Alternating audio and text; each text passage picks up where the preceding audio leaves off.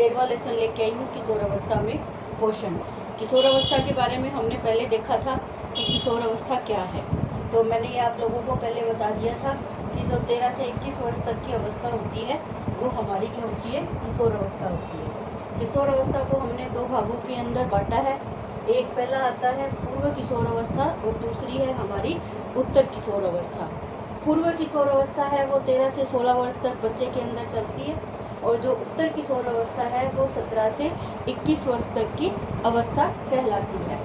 अब हमें ये देखना है कि हमारी पोषण संबंधी आवश्यकता है। जो 13 से 16 वर्ष तक की अवस्था है इसके अंदर बच्चे का वृद्धि और विकास है वो तीव्र गति से देखा जाता है। तीव्र गति से विकास का मतलब ये है कि बच्चे की पोषण संबंधी आवश्यकताएं होती है वो अत्यधिक होती है। तो ये पोषण संबंधी आवश्यकताएं हम किशोर अवस्था में किस तरीके से करेंगे, कौन सी पोषण संबंधी समस्याएं इनके अंतर्गत आती है, ये हमें इस लेसन के अंतर्गत देखना होता है। और हर लेसन में से क्वेश्चन आता है, अभी भी इसके अंदर से आया था कि किशोर अवस्था में पोषण संबंधी समस्याओं को बताएं कि कौन कौन सी समस्याएं किशोर अवस्था के अंदर पाई जाती है। सबसे पहले तो हमें देखने हैं कि किशोर अवस्था के दौरान होने वाले परिवर्तन क्या क्या है। हमने किशोर अवस्था की विशेषताएं हैं वो पहले लेसन में देखी थी कि किशोर अवस्थाओं को कितने सारे नामों के द्वारा बुलाया जाता है और कितने परिवर्तन होते हैं। तो इन्हीं परिवर्तन में सबसे पहला परिवर्तन आता है शारीरिक परिवर्तन। यह शारीरिक परिवर्तन यानी शरीर से संबंधित परिवर्तन, शरीर के प्रत्येक भाग के अंदर किशोर अवस्था के अंदर परिवर्तन देखे जाते हैं।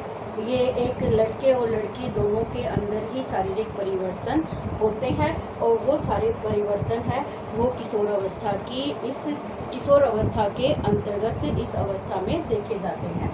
शारीरिक वृद्धि जैसा कि पोषण संबंधी आवश्यकता है तो वो क्यों है, क्योंकि जो शारीरिक वृद्धि है बच्चे की शारीरिक वृद्धि है वो किशोर अवस्था के अंतर्गत ही होती है। या तो गर्भावस्था में सबसे ज़्यादा विकास होता है बच्चे का, या गर्भावस्था के बाद में जो शैशवावस्था होती है 1 साल का पीरियड, उस अवस्था के अंदर बच्चे का विकास है वो अत्यधिक होता है। इसके बाद हमारी जो किशोर अवस्था आती है इस अवस्था के अंदर ही बच्चे का वृद्धि और विकास है वो सबसे ज़्यादा तीव्र गति से देखा जाता है। तो इसलिए ये शारीरिक वृद्धि है वो इसी किशोर अवस्था का परिणाम है। किशोर अवस्था के अंतर्गत ही शारीरिक वृद्धि है वो सर्वाधिक पाई जाती है। इसके बाद आता है संज्ञानात्मक परिवर्तन। बच्चे के जितने भी संज्ञान यानी ज्ञान से संबंधित जो क्षेत्र होता है वो किशोर अवस्था के अंतर्गत ही देखा जाता है।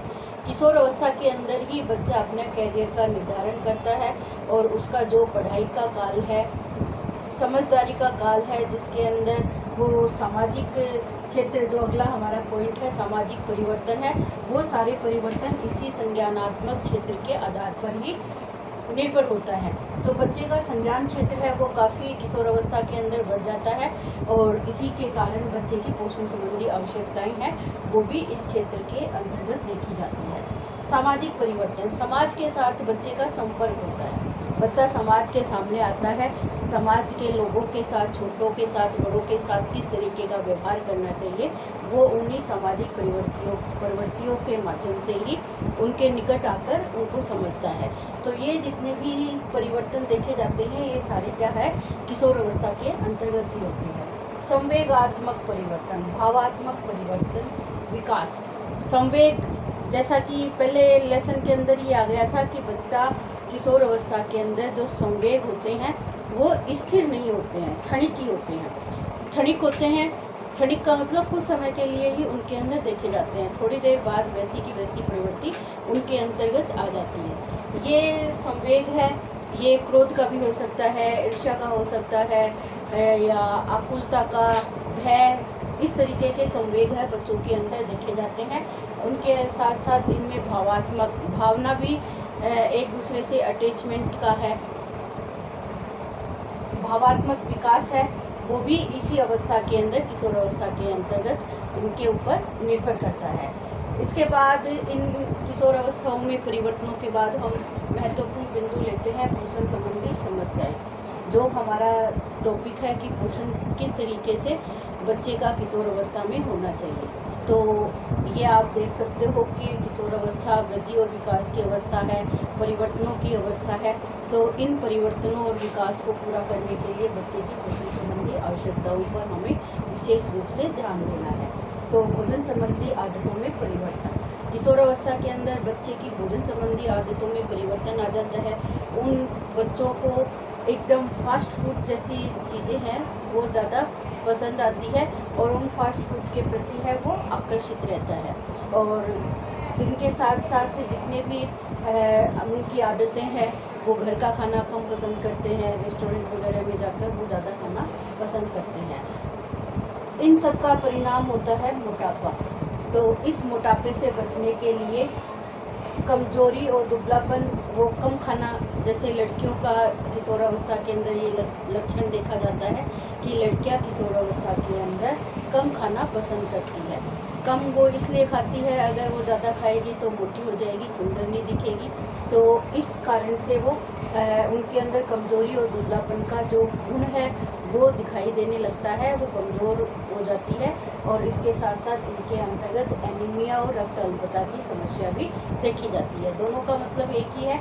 एनीमिया यानी लौह तत्व की कमी से या हीमोग्लोबिन का स्तर है वो नीचे गिरता जाता है, जिसके कारण शरीर में खून की कमी देखी जाती है और रक्त अल्पता की समस्या पैदा हो जाती है। तो इन समस्याओं से हमें बचने के लिए क्या करना है कि बच्चे के पोषण संबंधी आवश्यकताओं पर विशेष ध्यान रखता है। हमें प्रोटीन, वसा, कार्बोहाइड्रेट, खनिज लवण, विटामिन, खनिज लवण, जल, इन सारी आपूर्तियों को हमें इन किशोर अवस्थाओं के अंदर विशेष रूप से ध्यान देना है, ताकि बच्चे का विकास है वो अच्छे तरीके से हो सके और उसमें किसी न किसी भी तरीके की कोई कमी ना रहो। ये हमें विशेष रूप से इनके पोषण से ध्यान रखना है। खासकर लड़कियों के अंदर हमें ये ध्यान रखना है, क्योंकि इस किशोर अवस्था के अंदर उनमें जो शारीरिक परिवर्तन आता है, मासिक धर्म शुरू होता है, तो उस समय उनकी जो शारीरिक कैपेसिटी है वो काफ़ी बढ़ जाती है और इसमें वो और ज़्यादा कमज़ोर दिखाई देने लगती है। तो इस कमज़ोरी को पूरा करने के लिए हमें विशेष रूप से ध्यान देना है उनकी पोषण। उनको संतुलित भोजन मिलना चाहिए, भरपूर पौष्टिक तत्व उनके भोजन में होने चाहिए, ताकि उनके शरीर के अंदर किसी भी प्रकार की समस्या ना उत्पन्न हो सके। अगर इतना आपको समझ में आ जाए तो ठीक है। अगर इसमें से कुछ बिंदु आपको नहीं समझ में आए तो आप मेरे से कमेंट करके पूछ सकते हो। और ये आपको दोनों प्रश्न है वो ध्यान रखना है कि किशोर अवस्था के अंतर्गत होने वाले परिवर्तन क्या है और पोषण संबंधी समस्याएं क्या क्या है। इन दोनों के ऊपर ही 2-2 नंबर का जो क्वेश्चन आता है वो दोनों के ऊपर ही पूछा जा सकता है। और ये किशोर अवस्था को परिभाषित करना आता है, किशोर अवस्थाओं को कितने भागों में बांटा गया है, इस तरीके के प्रश्न आते हैं। तो ये तीनों चारों प्रश्न हैं, आप अपने नोटबुक में साथ साथ करते रहना, ताकि आपके एक तरीके से नोट्स भी तैयार हो जाए। Okay, all the best.